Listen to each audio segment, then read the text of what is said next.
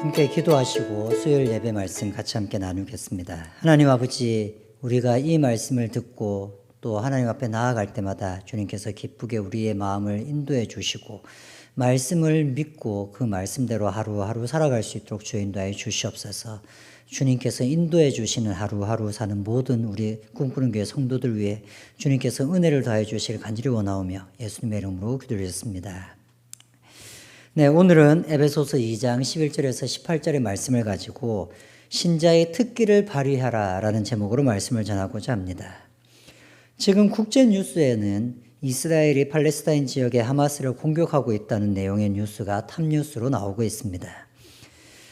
이 사건의 배경에 있는 복잡하고 여러 가지 얽히고 설킨 이야기는 저도 잘 모릅니다만 이 이야기가 이스라엘이 국가가 되면서부터 생겨난 이야기라는 것은 알고 있습니다. 우리가 알고 있는 성경에 보면 이스라엘이 멸망을 하게 됩니다. 그 이야기가 열왕기하, 역대기하에 나와 있죠. 그때가 BC 586년, 예수님 오시기 전에 586년 전이라는 것이죠. 그때 멸망을 하게 됩니다. 그리고 나서 1948년에 드디어 이스라엘이 나라로 다시 있습니다. 거의 2500년간이나 나라가 없이 살았던 것입니다. 나라가 없이 살다 보니까 이스라엘 지금 땅에도 살고 있는 유대인들이 좀 있긴 했지만 많은 유대인들이 또 나라를 떠나서 여기저기로 떠돌아다니게 되었습니다. 이렇게 떠돌아다니는 유대인을 디아스포라 유대인이라고 불렀습니다. 이 디아스포라 유대인들의 많은 사람들은 유럽과 미국 같은 데 살게 되었습니다. 그러던 것이 이렇게 디아스포라 유대인들은 그 현지에서 적응도 잘했고 또 꽤 많은 부자들도 나왔다고 알려져 있습니다. 그러던 것이 2차 세계대전이 일어나고 독일에서 히틀러가 유대인들을 대대적으로 학살하는 사건, 홀로코스트라고 하는 사건이 일어나게 되자 유대인들은 자신들을 보호해줄 국가가 필요하다는 생각을 절박하게 하게 됩니다. 그래서 열심히 이모저모로 노력한 결과 1948년에 유엔의 허락으로 유엔의 지지를 받으면서 지금의 이스라엘 영토에 국가를 세우게 됩니다. 그렇다면 그 영토에는 아무도 사는 사람이 없었을까요? 아닙니다. 원래 거기에는 살고 있는 사람들이 많이 있었습니다. 그리고 거기에는 원래 오스만 제국이라는 나라가 있었습니다. 이제부터 이야기는 좀 더 복잡해집니다만 1차 세계대전 때의 이야기입니다. 그때 오스만 제국 안에 있는 오스만 제국과 영국과 이제 전쟁을 하고 있었는데 오스만 제국 안에 있는 아랍 사람들, 지금 팔레스타인에 살고 있는 아랍 사람들에게 영국에서 비밀리에 조약 같은 것을 맺습니다.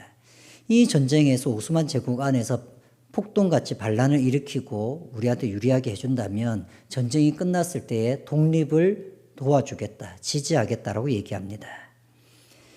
이 말을 듣고 아랍 사람들은 전쟁에 참여했었습니다. 그런데 이 영국의 약속은 거짓말이 되어버립니다.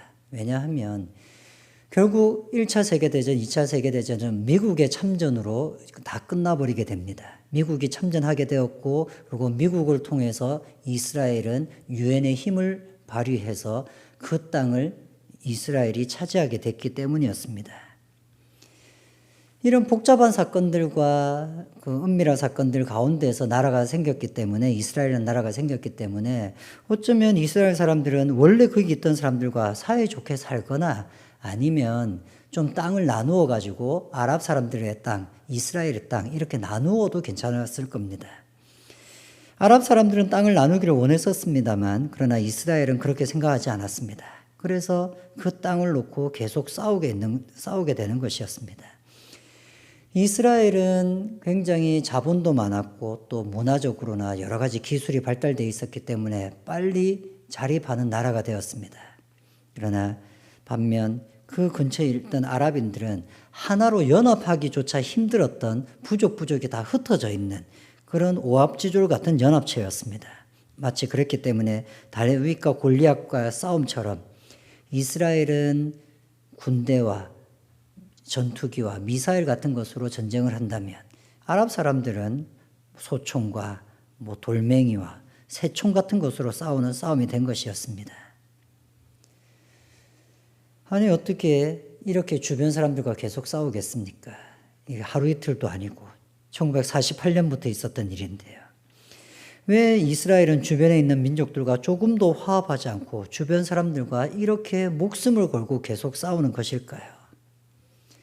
그 이유가 바로 이스라엘의 선민사상 때문이었습니다. 선민사상이라고 하는 것은 하나님께서 이스라엘을 특별히 선택하시고 다른 민족과 다르게 특별히 사랑하시는 민족이라는 것입니다. 더 정확하게 얘기하면 하나님은 이스라엘 민족은 사랑하시고 다른 민족은 미워하신다는 것이죠. 이것은 이스라엘 백성들의 자부심이었고 당연히 유대인들은 그것을 당당하게 사람들 앞에서 얘기할 수 있게 되기 위해서 국가를 더욱더 튼튼하게 만들기도 했었습니다. 이런 문화는 옛날부터 있었지만 예수님 시대 때도 있었습니다. 예수님 시대 때 또 사도행전을 보면 이스라엘 사람들은 이방인들과 밥도 같이 먹지 않으려고 했습니다. 그래서 베드로가 이방인들과 함께 밥을 먹고 있는데 예루살렘 교인 중에 몇 명이 찾아오는 것을 보게 되고는 급하게 자리를 피하게 됩니다. 이방인과 밥을 먹는 것을 보여주고 싶지 않았던 것이죠. 이방인과 밥을 먹는 것조차 문제가 될 정도라고 생각할 정도로 유대인들은 이방인을 아주 나쁜 거, 접촉하면 안 되는 사람으로 보았습니다. 그래서 이방인과 접촉하는 것은 금기시가 되었고 이방인을 그 정도로 개나 돼지처럼 취급했던 것입니다. 오늘 말씀은 이런 배경하에서 이해될 수 있습니다. 유대인들이 얼마나 이방인들을 무시했는지, 또 그렇기 때문에 이방인조차 유대인들의 그런 모습이 얼마나 정말 건방지고 사람의 빈정을 상하게 만드는지 그 모습들, 그런 모습들을 염두에 두면서 이제 성경구절 에베소서 2장 11절 한번 같이 읽어보시겠습니다. 그러므로 생각하라. 너희는 그때 육체로는 이방인이요 손으로 육체에 행한 할례를 받은 무리라 칭하는 자들로부터 할례를 받지 않은 무리라 칭함을 받은 자들이라. 말이 좀 복잡하긴 하지만 한마디로 얘기하면 너희는 육체적으로 이방인이었고 육체의 할례를 받은 사람들에 의해서는 할례를 받지 않은 자라고 비난당했다. 이런 얘기를 하는 거죠. 에베소에 보낸 편지였습니다. 에베소서니까. 에베소는 그 주변의 도시들, 에베소와 그 주변에 있는 교인들에게 보낸 것이죠. 그러면 거기 있는 사람들은 다 이방인들이었습니다. 이스라엘 사람도 아닌 이방인들. 그러니까 이런 분위기 속에서 아까 얘기했던 그런 선민사상이 있는 분위기 속에서는 그런 이방인들에게 복음을 전하러 가는 것조차 실은 대단한 결정이었습니다. 그래서 초기 예루살렘 교회에서는 이방인들을 전도하는 것이 정말 옳은 일이냐 나쁜 일이냐 이런 질문을 던진 정도였습니다. 그러나 하나님은 바울을 통해서 수많은 이방인들을 그리스도인으로 하나님의 자녀로 받아들이시게 된 것이었습니다. 이제 예수님을 믿는 이방인들에게 과거를 생각해 보라고 그 이방인들에게 하는 말씀이었습니다. 에베소서는. 그 에베소에 사는 이방인들에게 그러므로 생각해 보라고. 너희들은 우리가 생각할 우리 입장에서는 이방인이라고. 우리 입장에는 할례를 받지 않은 사람들이었다고. 그러면서 이렇게 얘기합니다. 그때에 너희는 그리스도 밖에 있었고 이스라엘 나라 밖의 사람이라 약속의 언약들에 대하여는 외인이요 세상에서 소망이 없고 하나님도 없는 자이더니. 예수님을 믿기 전에 그 사람들은 정말로 예수님을 알지 못했기 때문에 하나님도 알지 못하고 그리고 이스라엘 사람 바깥에 있는 사람들이었습니다. 얼마나 그들에 대해서 나쁘게 얘기하는 것입니까? 그들은 정말로 하나님의 백성 안에 들어올 수 없는 사람이었다고 얘기하는 겁니다. 이스라엘 사람들, 유대인들에게는 경멸의 세상이었던 이방인들. 그런데 그 사람들이 그때는 그랬는데 지금은 어떻게 됐는지 2장 13절은 이렇게 얘기합니다. 이제는 전에 멀리 있던 너희가 그리스도 예수 안에서 그리스도의 피로 가까워졌느니라. 이제는 전에 멀리 있던 이스라엘 백성에게 가까이 올 수 없는 하나님의 영광, 하나님의 나라에는 가까이 올 수 없고 멀리 있었던 너희가 그리스도 예수 안에서 그리스도의 피로 가까워졌다라고 표현하고 있습니다. 멀리 있던 사람이 가까워졌다. 얼마나 가까워졌다는 것일까요? 누구와 가까워졌다는 것일까요? 2장 14절은 이렇게 알려줍니다.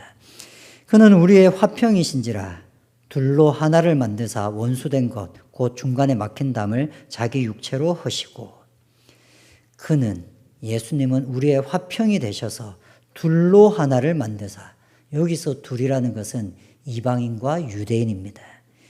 이방인과 유대인을 하나로 만들었다는 것입니다. 가깝다라고 앞절에는 표현했지만 이 가깝다는 것은 하나가 되었다는 표현이었습니다. 예수님은 둘을 하나로 만드셨습니다.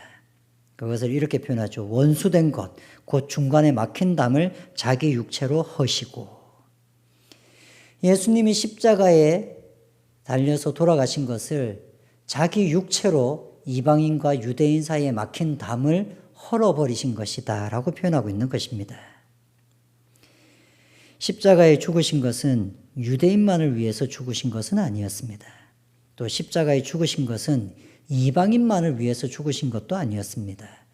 이방인과 유대인 모두를 위해서 또 이방인과 유대인 사이에 있는 담을 허물기 위해서 그 담, 도대체 그 담이라는 것은 무엇이었을까요? 15절은 이렇게 얘기합니다. 법조문으로 된 계명에 율법을 폐하셨으니 이는 이 둘로 자기 안에서 한 세 사람을 지어 화평하게 하시고 법조문으로 된 계명의 율법 이것이 담 중에 아주 중요한 담이었습니다. 유대인들은 율법을 지킴으로써 자신들은 하나님의 백성이라는 것을 증명해 보였습니다. 하나님도 나의 백성이라면 할례를 행하고 이 율법을 지키라고 말씀하셨기 때문이었습니다. 그러니 유대인들은 그 말씀을 지키는 것이 하나님의 백성이라는 증거이자 자격이었습니다. 더군다나 그들이 생각하는 유대인들이 생각하는 의로운 것은 우리가 생각하는 의로운 것과 다릅니다. 우리가 생각하는 의로운 것은 말 그대로 정의로운 것입니다. 부정하지 않고 평등하고 이런 정의로운 것이 있지 않습니까? 그런데 유대인들이 생각하는 정의라고 하는 것은 하나님의 율법에 순종하는 것입니다. 그것을 의라고 생각했던 것이죠. 그러니 그들에게는 도덕적인 의가 중요한 것이 아니라 율법을 지킴으로써 하나님 앞에 의인되는 것이 중요합니다. 그런데 예수님께서 지금 이 계명을 폐하셨다고 얘기하는 것입니다. 왜냐하면 유대인들은 그 율법을 지킬 수가 없거든요. 돼지고기를 안 먹을 수도 없고 태어날 때부터 할례를 하는 것도 아니고 여러 가지 율법적인 것을 다 지켜낼 수가 없습니다. 심지어는 이스라엘 사람조차도 많이 지키지도 못했습니다. 예수님은 그것이 하나님의 백성이 되는 것에 걸림돌이 된다고 생각하셔서 이제 그것을 폐하여 버리신 것입니다. 더 이상 율법을 지키는가 못 지키는가가 문제가 되지 않습니다. 이방인이 유대인이 되어야 하나님의 백성이 되는 것이 아니었습니다. 또 반대로 유대인이 이방인처럼 살아야 하나님의 백성이 되는 것도 아니었습니다. 그냥 담이 없어진 것이었습니다. 그래서 그것을 이 성경 구절은 더 정확하게 이렇게 얘기합니다. 이 둘로 자기 안에서 한 세 사람을 지었다. 두 종류의 사람밖에 없었습니다. 하나님의 백성인 유대인, 이스라엘 사람. 하나님의 백성이 절대 될 수 없는 이방인, 아랍 사람들, 아니면 온 세상 사람들, 우리 같은 사람들.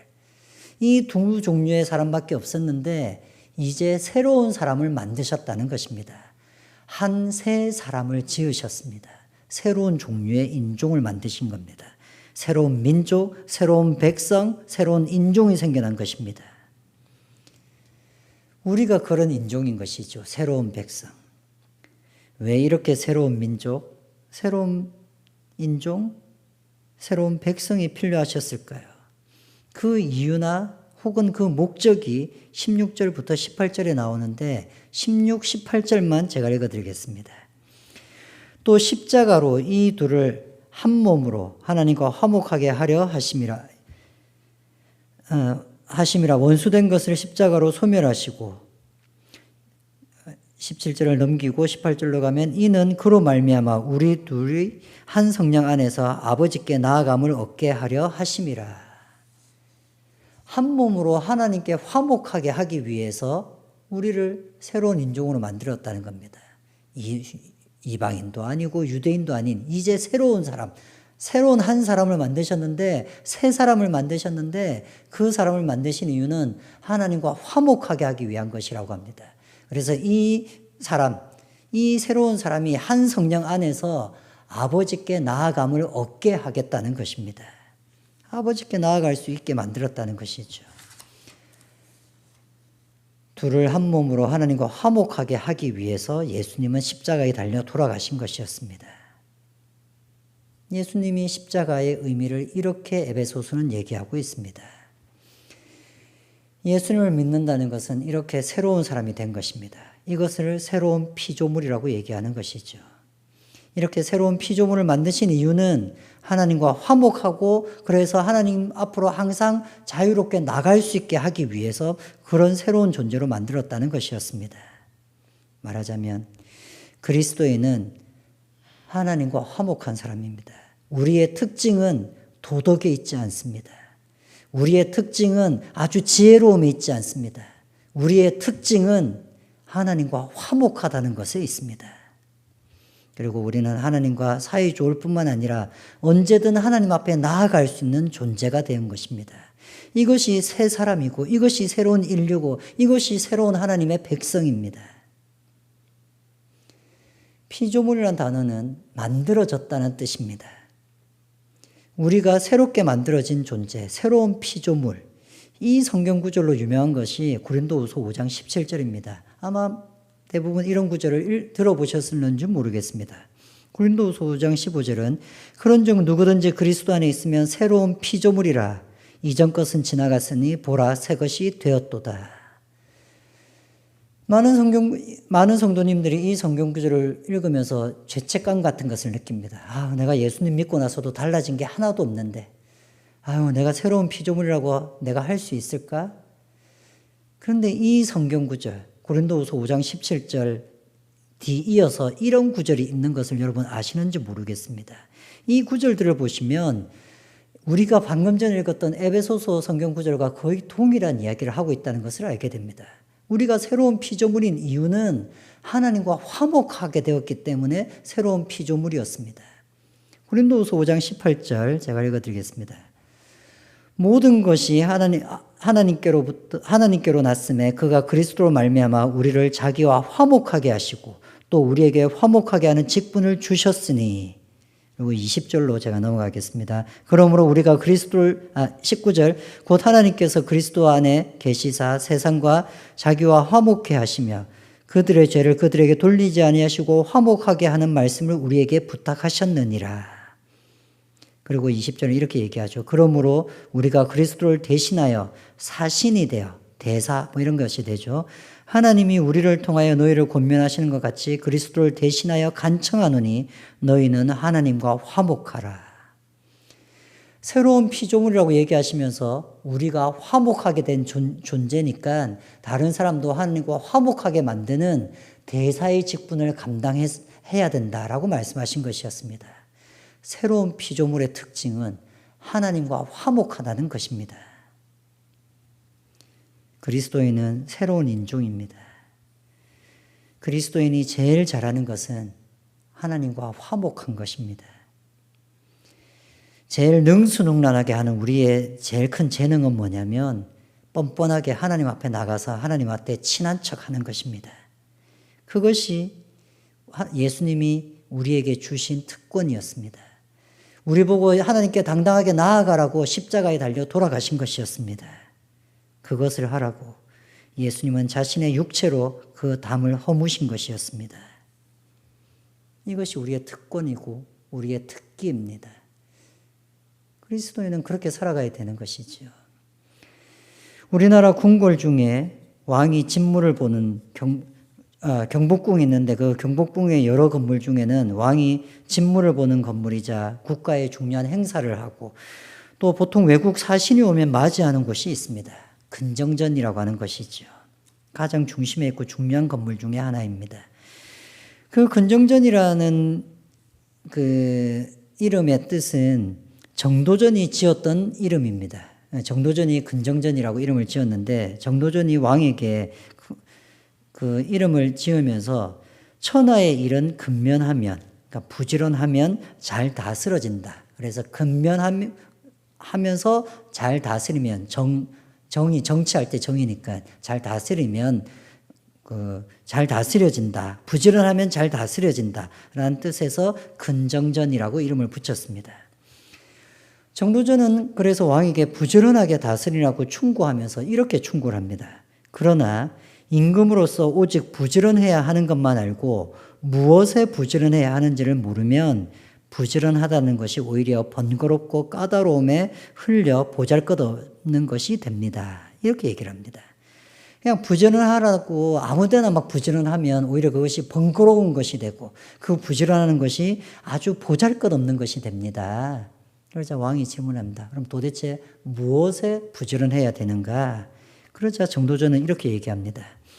왕의 부지런함이라고 하는 것은 아침에는 정무를 보고 낮에는 사람을 만나고 저녁에는 지시할 사항을 다듬고 밤에는 몸을 편안하게 하는 것, 이것이 임금의 부지런함입니다. 라고 이렇게 대답을 합니다. 아무 때나 부지런하는 것이 아닙니다. 아침에, 점심에, 저녁에 나누어서 해야 될 일을 잘 균형 잡추어서 하고 또 그뿐만 아니라 휴식을 취하는 것도 부지런함에 들어갑니다. 라고 하는 아주 대단한 충고를 하게 되는 것이죠. 신자의 부지런함은 무엇일까요? 열심히 전도하는 것일까요? 교회 와서 봉사하는 것일까요? 성경 말씀을 열심히 공부하는 것일까요? 네, 다 맞을 수 있습니다. 그러나 오늘 말씀은 이렇게 얘기합니다. 신자는 어떻게 만들어진 사람들이냐면 하나님과 화목하기 위해서 만들어진 사람이고 하나님과 화목하게 만들어졌기 때문에 늘 하나님 앞에 가까이 나아갈 수 있게 만들어 놓았다고 예수님이 말씀하셨습니다. 우리가 잘하는 것은 그것입니다. 우리는 늘 우리가 잘하는 것을 할 수 있어야 됩니다. 우리가 만들어진 특기는 하나님과 화목하고 하나님 앞에 그래서 잘 나갈 수 있는 사람이어야 되는데 그렇게 만들어져 있는데 우리는 늘 그렇게 사용하지 않을 수도 있지 않습니까? 꿈꾸는 교회 모든 성도들이 신자가 되었다면 늘 하나님과 가까이 하며 하나님과 화목하게 지내는 것을 즐기는 그런 신앙생활이 되었으면 좋겠습니다. 같이 함께 기도하시겠습니다. 하나님 아버지, 우리가 하나님과 화목하게 된 사람이라는 것을 알게 하여 주시옵소서. 우리가 더 이상 하나님을 두려워하지 않습니다. 우리가 더 이상 하나님 앞에서 숨지 않습니다. 이제 우리가 하나님을 더욱더 가까운 사람으로 나를 사랑하시는 나의 부모님을 보듯이 그렇게 하나님을 바라보며 하나님 앞에 나아가는 자들 되게 하여 주시옵소서. 하루하루 살아갈 때에 주님께서 함께해 주시고 힘 주시기를 간절히 간구하오며 예수님의 이름으로 기도드렸습니다.